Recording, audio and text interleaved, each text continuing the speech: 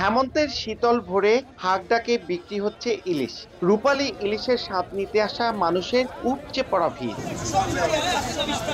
তবে আগুন দরে বিক্রি হচ্ছে ইলিশ। বড় ইলিশের দর উঠেছে কেজিতে ৩৪০০ টাকা। ১ কেজি ওজনের ইলিশের দাম ২৫০০ টাকা। আর ছোট ইলিশ বিক্রি হচ্ছে ৭০০ থেকে ৮০০ টাকা কেজিতে। এছাড়াও হাটে তোলা হয়েছে চিতল, পাঙ্গাস, রুই, কাতল, শোল, মৃগেল, আইড়, বোয়াল সহ নানা জাতের মাছ। তবে মাছের ভরা মৌসুমেও সব মাছেরই দর চড়া, তাই ক্ষুব্ধ ভোক্তা ও পাইকার।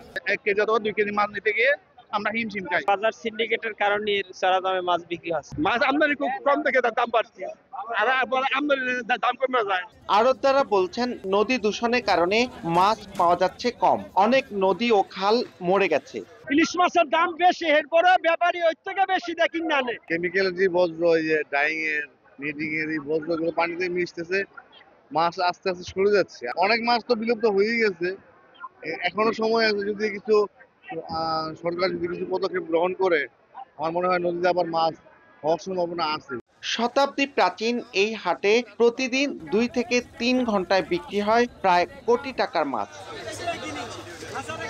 নাসির উদ্দিন উজ্জ্বল, সময় সংবাদ, মুন্সিগঞ্জ।